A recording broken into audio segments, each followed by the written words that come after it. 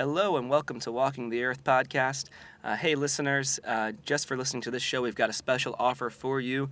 It's a free audiobook from Audible. If you just go to audibletrial.com/WTE podcast, you can get yourself a free audiobook and a free 30-day trial just for being a listener of this show. It'll also go ways towards supporting us here, so if you like the sounds that we're making, that will definitely help us out. And if you're looking for other ways to support the show, we'd also love to hear from you. Positive, negative, neutral, whatever you think of us. If you shoot us a rating or review on iTunes, we would love to hear what you think about the show. Good reviews will help other people. If you like what you're hearing, it'll help other people get the message also. So please do. All those things are great and can help us out. Help yourself out too with a free audiobook. audibletrial.com/WTE podcast, or head on over to iTunes and help us out with a rating review. And we'll have links to all those things when we post the blog post for this episode. This episode, by the way, is being brought to you from Chiang Mai, Thailand. I'm Mike Margulies, and today I'm being joined by Sabrina Taylor. Hi, y'all. Hey. And Sabrina you were just telling me some of your story before we hit the record button. And I really loved it. Your site, you have a couple of sites you have now. accidentalentrepreneur.com .ca, because I'm Canadian. .ca? Oh. Yeah. Well, accidentalentrepreneur.ca, I stand corrected. That's right. Is like kind of a story of how you, well, as the name suggests, you accidentally became an entrepreneur, a digital nomad. A digital nomad, that word is so... We need to come up with a new word for digital nomad. So what should it be? Oh, well... I don't know. I just think we should make a new one. Yeah, actually, I've heard this complaint from people recently that it's also not even necessarily fitting because we're not all nomadic. A ton of us just post up here in Chiang Mai, for example. Yeah. I'm like, I actually live full-time in Chiang Mai. Yeah. I'm like, there's nothing nomadic about me. I'm Well, like, appliances, like blenders and juicers, that's not nomadic. Domesticated nomad? Yes. Yeah. They're digital domesticant or something like this. Yeah. Yeah.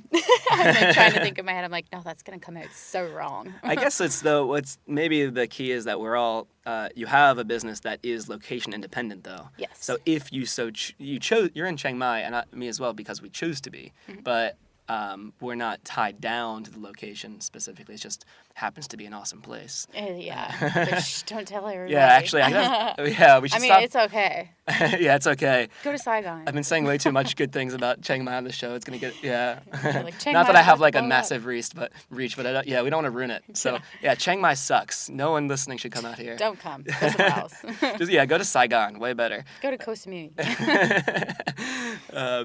I think, though, what you're doing is a really good example of it, though, right? Of folks that are doing the, for lack of a better word, the digital nomad thing.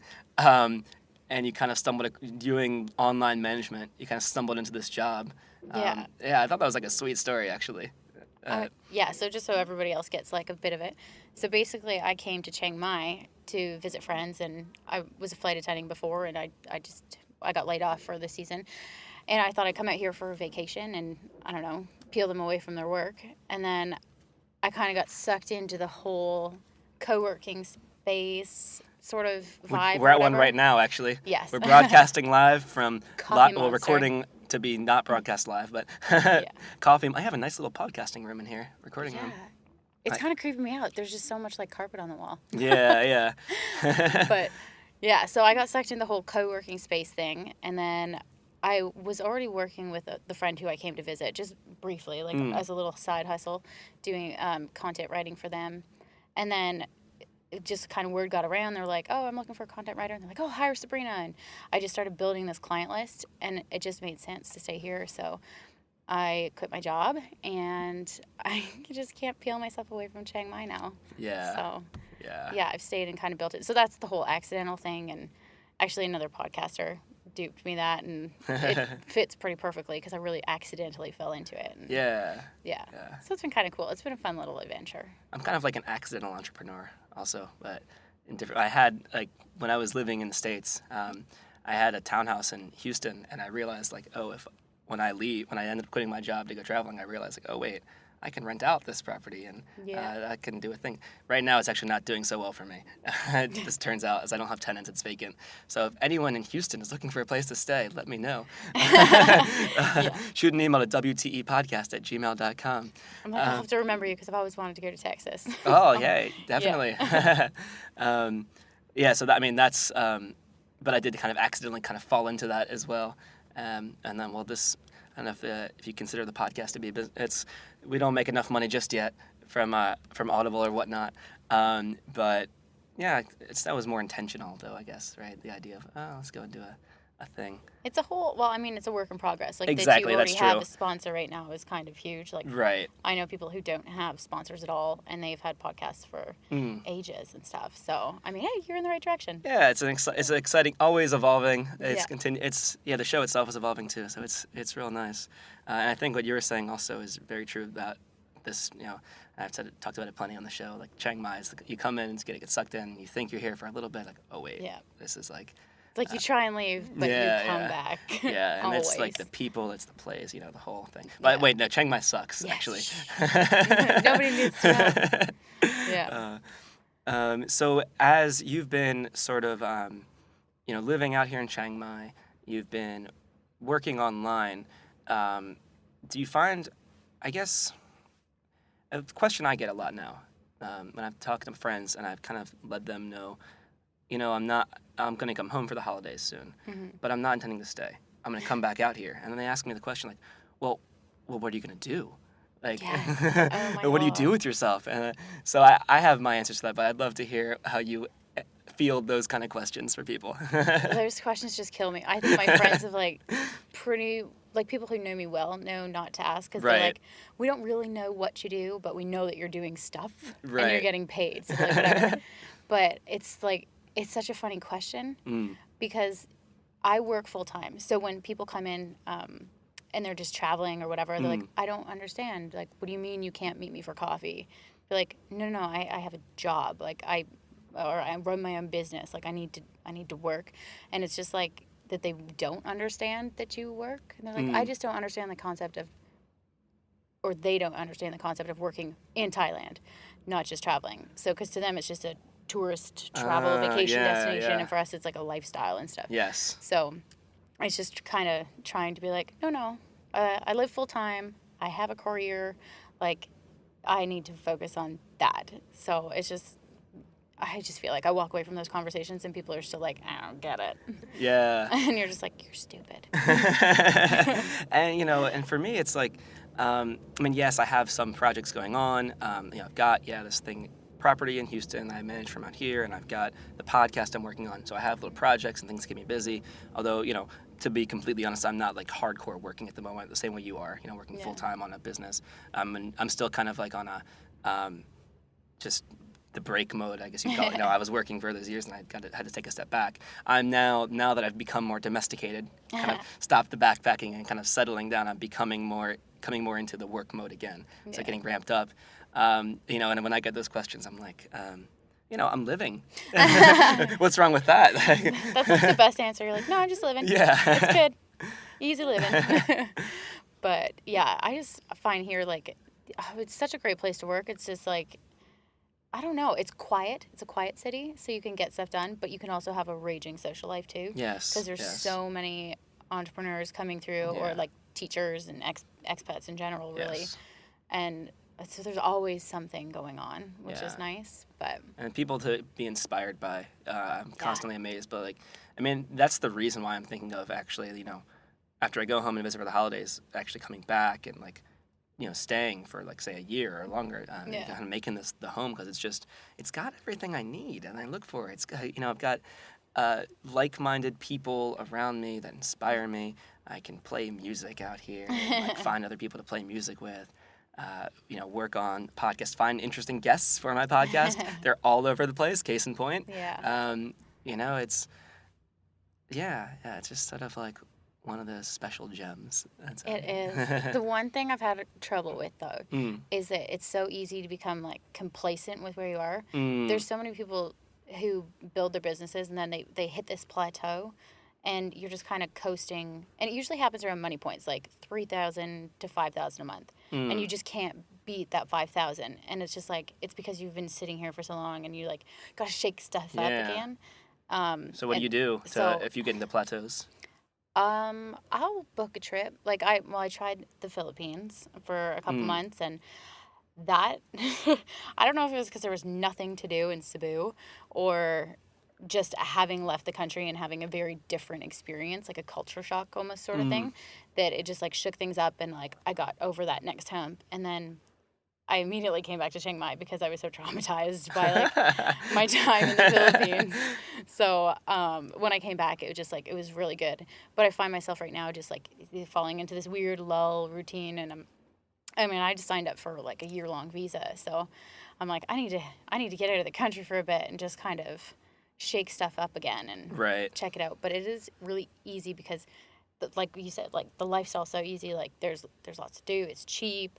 It's got all the Western amenities, but for like the Eastern Asian prices, and it's just so it's hard. It's hard to like pull yourself out of that sometimes. Right. So, but you find it's good to. It is a very comfortable place, but when you find yourself like say in your projects and at a lull, at a plateau, then just getting out for a while. That's actually just in general good advice in life. When you need inspiration, you need, like, if you keep doing the same things you're doing, it's hard to like get that inspiration. So I think just breaking out, going on a trip somewhere for a while, gives you. I mean, and this what I think we've both done more broadly is an example of that. Like, so in my case, quitting my job to go traveling was like, okay, breaking it up to figure out what do I really want to do. And for you to quit your job and come out and live here, that you broke up what you were doing before to, hey, what's the next thing? So that's an even bigger version, I'd say, of like the overcoming some plateau of comfort, right? Because you're in a job and you're comfortable. It's very, It was so funny. Like the day I quit my job, I was actually in the Philippines because they called me back off my layoff, and I was like, I'm going to send in my resignation. And I'm like, never have been more excited to quit a job. And it was a job I loved. Like, I loved flight attending. I thought it was so great. And the company I worked for was awesome. But just like quitting because I was doing something on my own that was doing so well, I was like, that was such a neat feeling. And I was just like, yeah, let's party. Yeah. And not because I'm depressed. Yeah. So it was a cool experience. Yeah, no, it's a wild experience to go and do that, and and it can be scary to take that leap. I think like petrifying, but it's sort of like and at parts if you're going through a transformation too, and it's so exciting. But there's also parts like when you're transforming yourself in any way, whether it's you want to change your job or change something else in your life. The transformation process can be like hard and difficult. Think about like a caterpillar that wants to become a butterfly. That's such a hippie little metaphor. I know, isn't it? I'm gonna roll with it anyway. In this little hippie metaphor, the caterpillar has to go in a cocoon and like undergo this crazy process, probably painful and traumatic and all this, and then it comes out a butterfly. Like it's worth it. Totally worth it. That's so funny. Now I'm just picturing that. I'm like, oh, I could cocoon right now, except it's really hot out. Yeah, I feel like that's what I feel like a lot of the time. Even so, that was a big change. Was going from working to being location independent, digital nomad kind of thing or whatever. But even within that, like in the past year of traveling, for me, I know there are times where I felt like there were transitions being made. I would go through like a dark period, for example, where I was like when I was backpacking around, then I got really like lonely for a while, and that was the transition. That was the next transition, which go back to being a little more settled. And so like I don't know, I think we go through these things. You have to. So if you're in a plateau, like you're saying, shake it up a bit, get out of that comfort that you're in, and go through that little bit of aggravation. Then boom, you can come back and step up the next level. Yeah, and it's weird. Like traveling on your own and stuff like that. Like I came out here by myself. I knew I had two friends that were here, so it was good, and I, fell into this very comfy group of friends. But you're still very much on your own, and you're doing, like you said, like this is a massive change. Like you're evolving, and you're taking a, I air quote this, risk by quitting your job, right? To start something out on your own, and like it can be a little bit. Well, besides being scary, you could just be like, your emotions go like up and down. You're like excited about it. And then if something doesn't work out how you wanted it, you're like kind of bummed. And it's just like rolling with those punches has been the most interesting, and not really having someone I mean, you can Skype back home, but it's not the same. Like, there's no one to, like, kind of lean on where you'd have back home. And that's been the biggest transition for me, like, yes, learning to, like, seriously live on my own. On my own. Like, isolated. Yeah, you really are, like, if you're running, you have your business that you're running. You know, I totally, like, very recently I can relate to this. I was thinking about my house that I'm property in Houston. It went vacant, and the management company that I had working for me, like, was not doing their job right. The place has been vacant for over a month, and they still haven't done the little repairs they need to do showings properly. And I was. And like you were saying, it's like when things don't go to what you thought they were going to go, and like you get frustrated. And I was going through this period of like pulling my hair out. But now that I'm thinking about it now, maybe this is just one of those examples of a transition. So I ultimately fired them and got a new manager, and so now it's like night and day difference. So it's like maybe this was the necessary change. Now roll with the punches. Yeah, okay, lost some money, all this stuff, but it works itself out. It works itself out. Isn't firing people kind of fun? Is that evil of me? I'm like, I think firing people is kind of fun. It was liberating, actually. I'm not, generally, I don't like to cause harm to others, but it felt, it felt good because I was doing the right thing for me, though. Yeah. Because it did feel, because I was in a situation, right, where I was like, these guys really let me down. I was pointing the finger at them. Like, my place isn't filled because they did this wrong, they did that wrong. But as an entrepreneur, ultimately, you have to take responsibility for you can't say, oh, it's my employee's fault. No, if you're the owner of the business, it's your responsibility. So when I took that step and I fired them, that was like me taking finally responsibility and doing the step that needed to happen to get my stuff back together. So in that sense, I did feel good though, because I'm gonna be honest though, I felt kind of good. It was like, oh yes, if I'm completely honest. But I'm like, I've fired so many VAs, and I'm like, why does this oddly like awesome? Yeah, and that's just I'd be a virtual assistant for folks listening. Sorry. Yeah. So, some people I'm sure are digital nomads and stuff, know the lingo. Well, I think I don't know. Some people are also either they're backpackers, for example, or they're working a job, thinking about backpacking. I don't know. Yeah. So different folks listening in, I'd say. Yeah, VAs virtual assistants, Yeah, I don't have one, actually. Do you recommend it? Well, absolutely. Like, one of the best I know Tim Ferriss talks about this in 4 Hour Work Week, which you can get in Audible, trial.com/WT podcast. Good plug. No, outsourcing was one of the biggest things that hopped me from like that one plateau I was talking about to another, because you cannot take on everything you do on your own. And then they're very helpul. And were you already making money when you hired a VA? Yeah, but I mean, when I start new projects and stuff, like, when you think about it, you're like, you don't have a lot of money to put into a new business venture, but that money that you would put into having a virtual assistant is so worth it, because the amount of brain space you get back pays for that. Right. And then it allows you to move faster. It allows you to do it with a more clear intent. And then you're just like, it just makes such a world of difference. Yeah. Took me forever to like hop on the outsourcing train, but it was like the best thing. And so I forgot where I was going with that. Well, no, that's fine. I've got plenty to ask you about it. So, I mean, like, I'm considering myself. I've considered it before. I've never gone through with it. But, like, what am I looking at in terms of, how much would I be paying someone who's decent? And what kind of things do you farm out to this person to help you with? Now I remember where I was going. I was going to say, Sweet. The best way to make it work is that you have to have systems in place. Okay, right. So, like, SOPs. You don't want them to do creative stuff. You want to have, like, a very laid-out process. You can have it be creative, but it's about having, like, so SOP, or standard operating procedure, is a written document of how you would perform a task. But written in a way that, like, if you'd never ever completed it, that you could be like, step 1, click here. You're like, done. Okay, step 2. And it's just you would lay out exactly what you need to do. Yeah, hand walks you through every single thing. And having that, and then being able to hand that off, you'll know very quickly if the VA is no good or if your system is poorly. Because it's just like, it is a step-by-step. Or you could do videos and stuff like that, too. A lot of people do screenflow videos. But having those systems in place is great. And using, like, odesk.com, that's the only place I hire. That's where you find people? Yeah. And, I mean, you can get it for pretty cheap, depending on the quality and stuff. But you have to be aware, like, you pay for what you get, always in life. And I'm a very firm believer in giving out bonuses and stuff for people who work great. Because, I mean, I have transcriptionists, and they they charge me nothing to have it transcribed, but they do such an amazing job. And if I have them do like an extra long podcast transcription, or I have a quick turnaround that's not normal, I'll just like send them like even $5 extra, and they're very grateful. Yeah. And they feel appreciated, and Yeah. it's really like how you'd want to be treated as an Right, employee. right. You do that with a VA, and your life will be so much smoother. So you have tasks like transcribing podcasts, for example. You can so I could find, for example, a VA out there, and I could get these podcasts transcribed, and for folks who want to have like a written version of the For content. written content. Written content, yeah. My favorite kind of content. Yeah.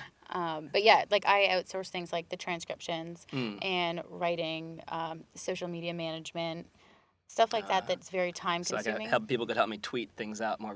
So I have a Twitter and Facebook, but I'm not necessarily tweeting as often as I would need to have a lot of Twitter traffic. So I could have a VA like tweet for a Welcome to the Earth podcast and do keyword research if you were like writing an article for a website for like search engine optimization stuff. Yeah. Okay. So stuff like that I would outsource because it's time consuming and you don't really need to do it. Yeah.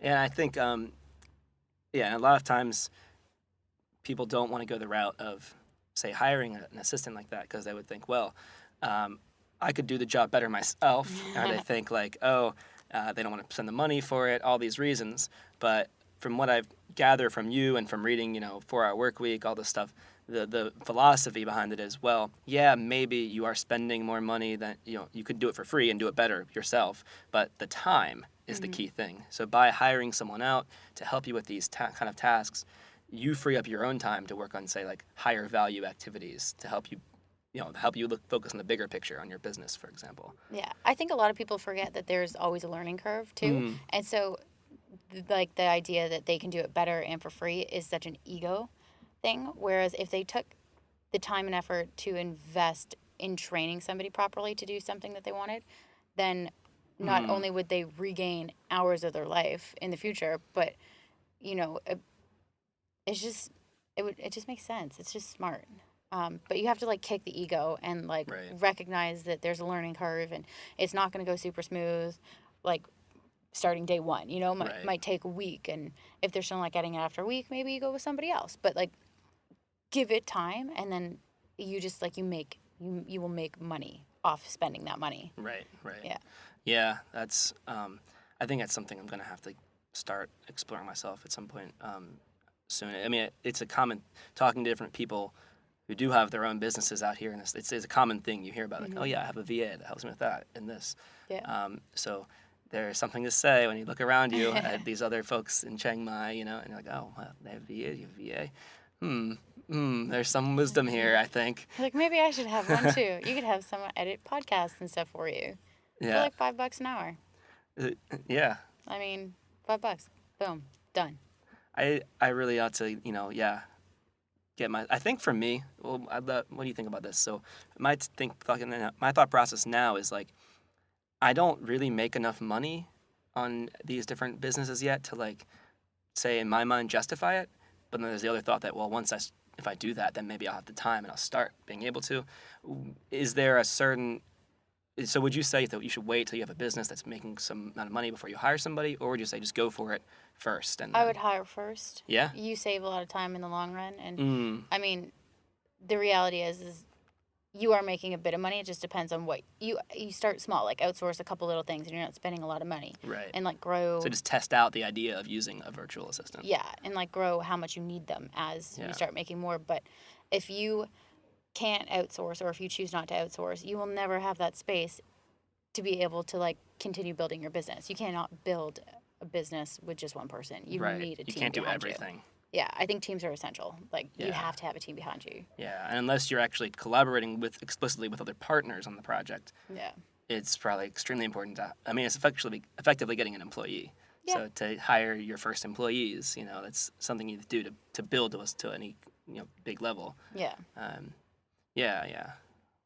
makes sense. Just do it. Just take the leap. It's fun too. Yeah, and it could start with small things like have someone help me with some little repetitive. Do you use VAs for personal life as well, or just for business type of stuff? Oh, just business. I'm like, I know people that use their VAs to like purchase gifts for their like boyfriends or girlfriends. I'm like, that's awful. I'm like, if I can't handle that on my own, like, there's something way worse going on. I think Tim Ferriss used it to like screen dating potential dates. I'm gonna outsource my Tinder. It's like, Actually, that's probably a good hilarious. idea. Yeah, we talked about Tinder in the last episode actually too. Outsourcing Tinder. that app is evil because it's just genius. Like, right? What better? You're like, oh, I think you're hot or not, and then it's like, keep playing. You're like, yes, I will. It's addictive, keep playing. right? Yeah. It's anyway. Yeah. Yeah. Only let me know when you have a match and we're having communication and date set up. Yes. Farm out the Tindering. It's really easy. Just say who you think is hot. Yeah. I'll be like, this is my structure for dude, and then let me know if they say something awful. Right. Delete. Unmatch. Yeah. They'll probably have better luck with me. So maybe that's a good idea. So yeah, start with simple things in my life like Tinder, and yes, go from there. And then I can build up to big business ideas. Outsourcing them to the actual date. Right. There you go. Yeah. And if they've passed, then you can tell them, Like, you've made it through the first round. Now you'll be seeing me on the date. Like, wait, what? You're not the date? No, I'm just from Odesk. I got hired. Yeah. They should look into that. That's awesome. Well, I know you have another appointment to get to. So I'm going to ask you one more question. Okay. Before I let you go. But answer with the first thing that pops in your head. Pterodactyl. Pterodactyl. The question I was going to ask you is what? Not about dinosaurs this time? It's not about dinosaurs. I did ask you dinosaur questions when we're testing the mic levels. This is guilty. This one, though, is before you die, what is something that you'd like to do? That's morbid. Or, okay, I'll say it in a positive way. In your life, what is something you'd like to do that you haven't done yet? I want to have a villa in Tuscany. All right. And crash a yacht. You want to crash a yacht? Yeah. All right. I mean, I saw it on Wolf of Wall Street, and I'm like, bam, that looks like fun. I'm like, if I'm making enough money that I can do that and not care, that's winning. Yeah. Major goals. Oh, that's awesome. My mom would be proud. Yeah. I think, well, I would like to have enough money to be able to crash a yacht and not worry about it. It seems like a bit of a waste, but I figure if you crash it, you could get it fixed anyway. So you're just like, done. Got it. Out of my system. Awesome. But yeah. Sweet. Well, thank you so much for coming on. Folks that want to find more from you, you have actually a couple sites. So you mentioned earlier, accidentalentrepreneur.com, and the one that .ca. .ca. Canadian, eh? Sorry. accidentalentrepreneur.ca. Yes. Find out about your posts about your travels and being for lack of a better word, a digital nomad, and people can find about your services too, I think, doing an online manager. But your new site is CrossFitBitches. This is .com or .ca? .com. What, are you American now? I know, right? But yeah, so CrossFitBitches.com is my new venture, and I got sucked into the CrossFit culture here, and so basically it's a women's community. So sorry, dudes, y'all are out, but yeah, it's a women's community for just supporting each other, and there'll be you can purchase 6-week plans and stuff like that, so you can start training yourself, and it's a good women's community. So I'm excited about that, and it's not it's an aggressive name, but it's CrossFit Bitches, not like you're a bitch to CrossFit. CrossFit is your bitch. So, am I eligible if I become a ladyboy? Yeah, sure. Why not? All right. Yeah. So, only for women and ladyboys. CrossFitBitches.com, not right. .ca. Correct. Actually, what I like also about that, though, is that you have turned a passion, which is people would think of as having to be physically in the same place, and you've made an online business out of that. So, I've CrossFit, a physical thing. You've also made that into an online business. I think that's also really cool too. It goes to show that you can turn pretty much any passion into something you can manage from wherever. So another note on that, even if I'm not allowed as a man, respect. But for people who are interested in CrossFit, you can find that at CrossFitBitches.com. Awesome. Sabrina, appreciate having you on. Can people find you on Twitter and stuff too? Yeah, you can find me at Taylor_Sabrina. Cool. Or I've got a Facebook page for my accidental entrepreneur, so it's facebook.com/accidental accidental entrepreneur. Awesome. And I'm going to also, as always, compile all this content together, so all your different websites and social media. So for the blog post that goes along with this episode, I'll have links to all the ways you can find Sabrina. So you can find that at WTEpodcast.com. Also, please do go to iTunes, give us a rating review. If you want a free audiobook, you can also get one at audibletrial.com/WTEpodcast. Thank you, everybody, for tuning in to this episode, and we will catch you next time. Bye. Sawadee Kap. Next time on Walking the Earth podcast, we talk with Alex Jimenez, the editor and founder of TravelFashionGirl.com.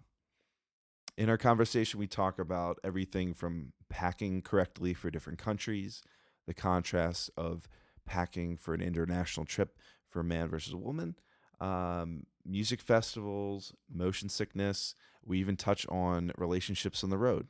So feel free to check that out online next week. It will be posted at WTEpodcast.com.